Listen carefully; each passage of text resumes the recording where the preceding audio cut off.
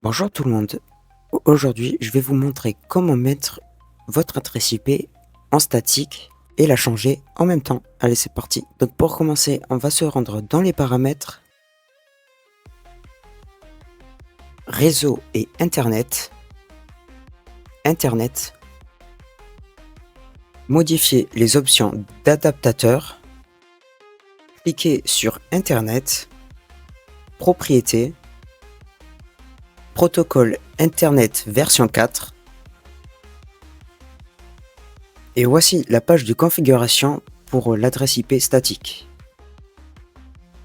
Donc maintenant, on va aller dans l'invité de commande pour savoir les informations qu'on va y mettre.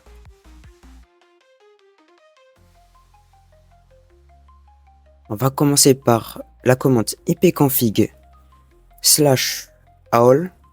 On va commencer par mettre le masque de sous-réseau qui est 255.255.255.0. Nous allons le mettre dans l'adresse IP que nous allons faire en statique.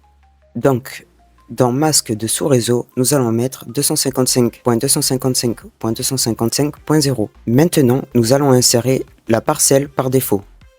Nous regardons l'invité de commande. De mon côté, je vois que c'est 192.168.1.1. Normalement, c'est la même chose pour tout le monde si vous ne l'avez pas changé. Donc, dans parcelle par défaut, nous allons mettre 192.168.1.1. Maintenant, pour notre adresse IP, nous allons mettre la même chose que le parcelle par défaut.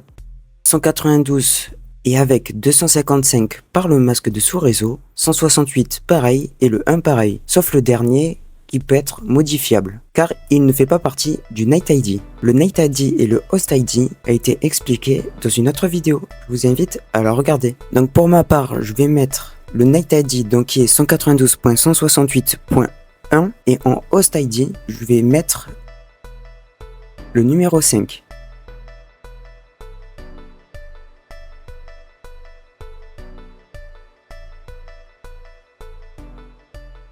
Attention, le nombre décimal du host ID doit être entre le numéro 2 et 254, car le numéro 1, c'est l'IP de votre Livebox ou de votre box. Et l'IP avec 255, c'est l'adresse broadcast. Et si vous voulez mettre un peu plus haut, ça ne fonctionnera pas du tout, car le chiffre binaire est entre de 0 et 255.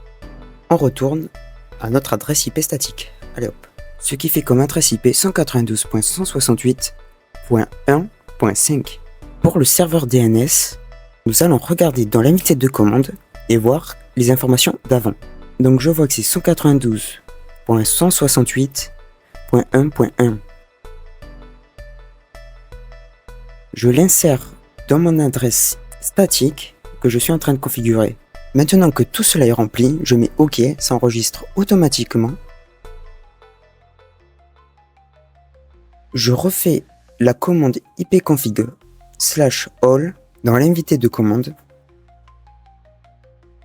et je regarde si tout a été changé correctement. Je vois que mon adresse IP a bien été changée par 192.168.1.5. Du coup, c'est la fin de ce petit tuto.